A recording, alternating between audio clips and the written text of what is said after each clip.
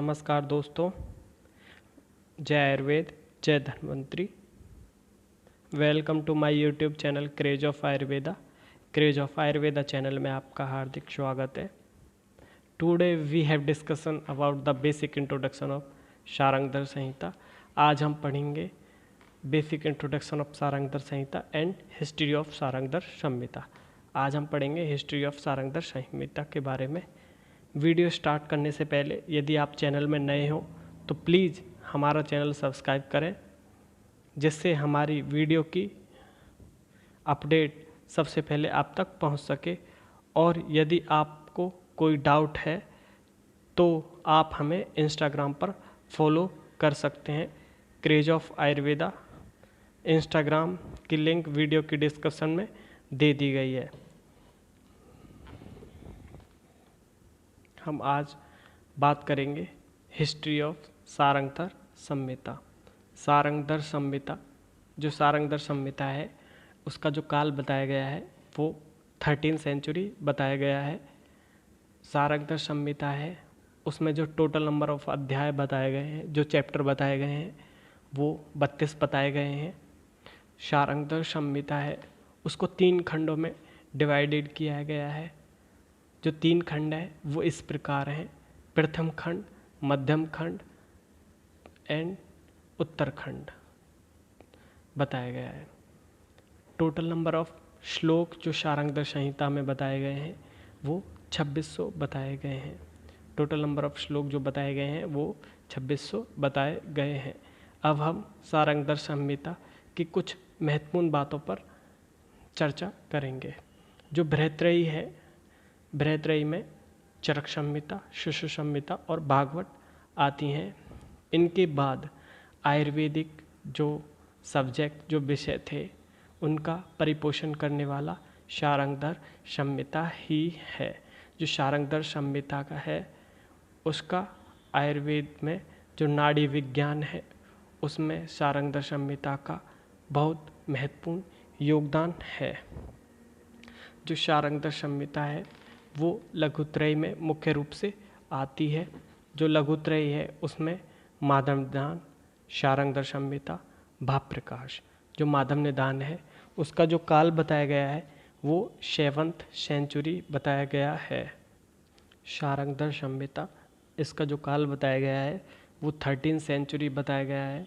भाव प्रकाश इसका जो काल बताया गया है वो 16वीं सेंचुरी बताया गया है। जो नाड़ी परीक्षा है उसका सर्वप्रथम जो उल्लेख बताया गया है वो शारंगधर संहिता में ही बताया गया है। और आयुर्वेद में जो पंचकर्म का विधिवत उल्लेख भी शारंगधर संहिता में बताया गया है।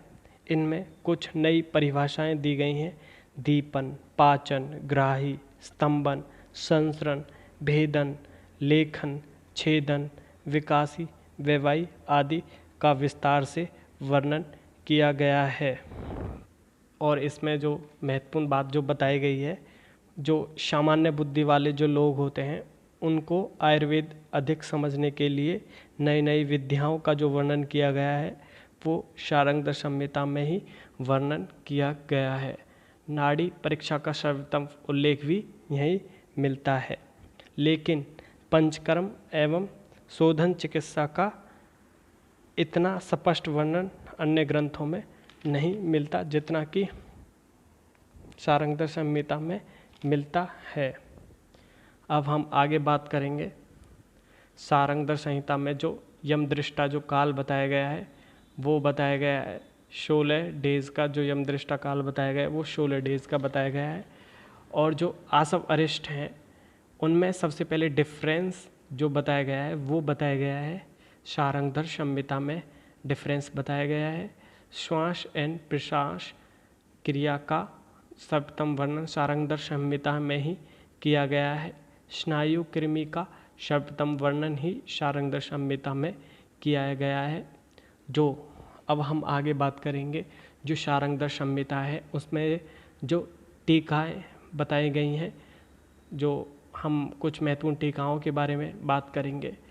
जो फर्स्ट जो टीका बताई गई है वो प्रकाश वाक्या वोपदेव ने 13 सेंचुरी में की है। प्रकाश व्याख्या है, ये टीका है, इसके जो टीकाकार हैं वो बोपदेव हैं। इनका जो काल है वो 13 सेंचुरी है। जो दूसरी जो टीका बताई गई है वो गूढ़ार्थ दीपिका। इनके जो टीकाकार हैं वो है काशीराम कृत। इनका जो काल बताया गया है वो 17 सेंचुरी। नेक्स्ट जो टीका बताई गई है वो बताई गई है आयुर्वेद दीपिका। इनके जो टीकाकार हैं वो है रुद्र भट्ट कृत। इनका जो काल बताया गया है वो बताया गया है 17 सेंचुरी। नेक्स्ट जो टीका बताई गई है वो बताई गई है आडमल दीपिका। इनका जो काल बताया गया है वो बताया गया है 12 सेंचुरी।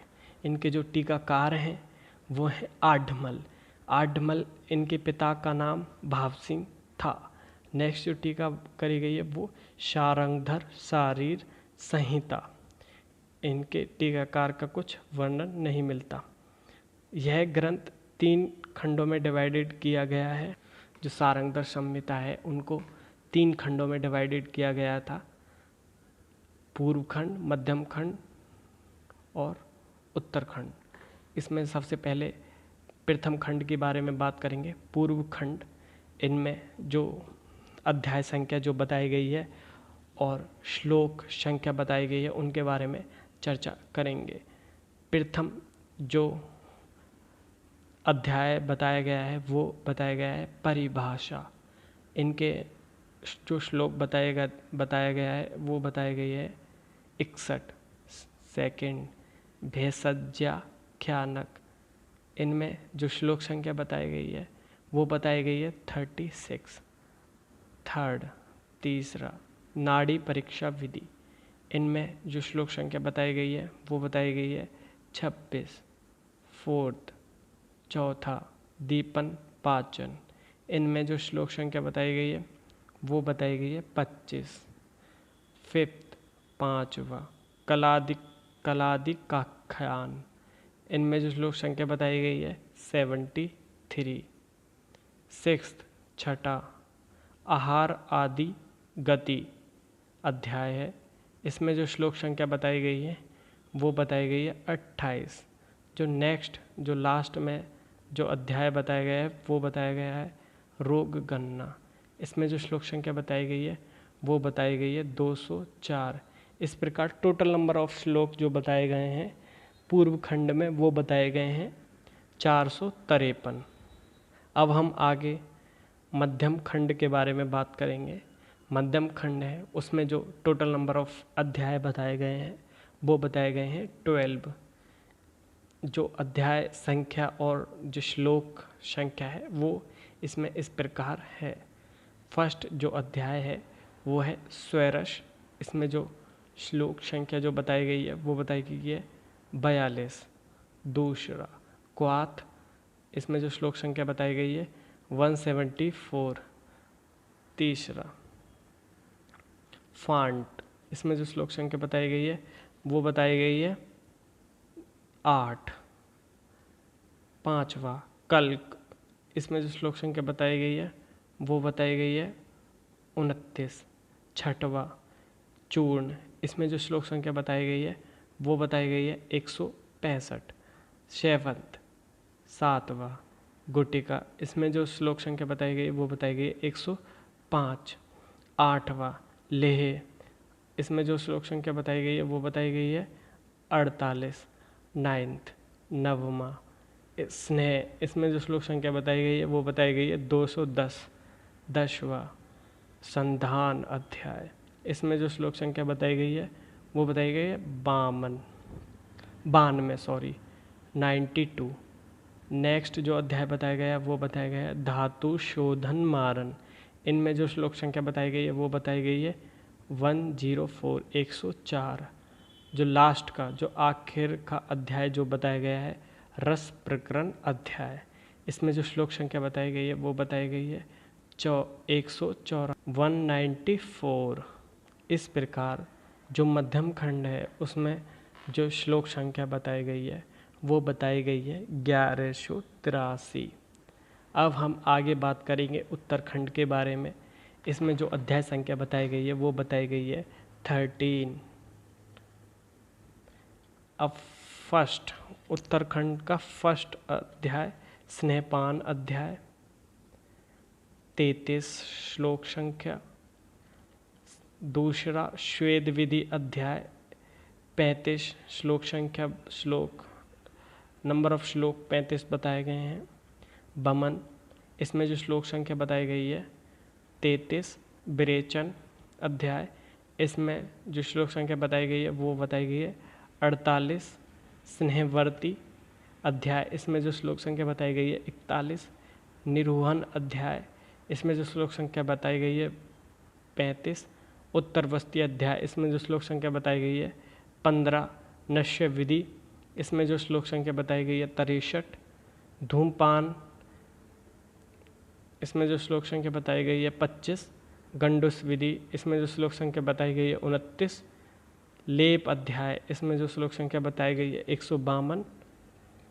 शोणित अध्याय, इसमें जो श्लोक संख्या बताई गई है 45। नेत्रक्रम अध्याय, इसमें जो श्लोक संख्या बताई गई है 128। इस प्रकार उत्तराखंड में जो श्लोक संख्या बताई गई है वो बताई गई है 684। पूर्व खंड, मध्यम खंड, उत्तरखंड। पूर्व खंड में जो अध्याय संख्या 7, मध्यम खंड में अध्याय संख्या 12, उत्तरखंड में अध्याय संख्या 13। इस प्रकार इनमें टोटल श्लोक जो संख्या बताई गई है वो 2600 बताए गए हैं। अब हम सारंगधर संहिता की कुछ महत्व और विशेषताओं के बारे में बात करेंगे। जैसे इसमें राशि भेद से ऋतुओं का विभाजन किया गया है, जैसे मेष, वृश्चिक, ग्रीष्म आदि। नाड़ी परीक्षा का सर्वोत्तम वर्णन इसी संहिता में मिलता है। दीपन पाचन का 100 उदाहरण स्पष्ट परिभाषा इसी में मिलती है। शुक्र स्तंभन, पुरुष स्तंभन कुछ नए कर्मों का प्रयोग हुआ है। दोष धातु मल की निरुक्ति, दोषों के कुपित या प्रसार में बात दोष की प्रधानता इसमें बताया गया है। रक्त को भी दोष माना है, क्योंकि वातज, पित्तज और कफज रोगों के बाद रक्तज रोगों का भी गणना की गई है। कृमियों में 20 के अतिरिक्त एक स्नायु कृमियों का वर्णन किया है। रोगों का वर्गीकरण विस्तार से किया गया है। आम बात 4 प्रकार का: पात्रक, दृष्टि रोग, गर्भ दोष के 8 भेद, स्त्री दोष के 3 भेद, सौम रोग का भी वर्णन किया गया है। चिकित्सा में विषों का प्रयोग बढ़ा था। धातुओं का शोधन, मारन तथा अनेक रस औषधों का निर्माण एवं प्रयोग का वर्णन आया है। चिकित्सा विधियों में पंचकर्म, धाराश्वेद, शिरोवस्ती और मूर्धा तेल का विशेष वर्णन आया है। अनेक एक और यौगिक द्रव्य चिकित्सा का वर्णन है आदि।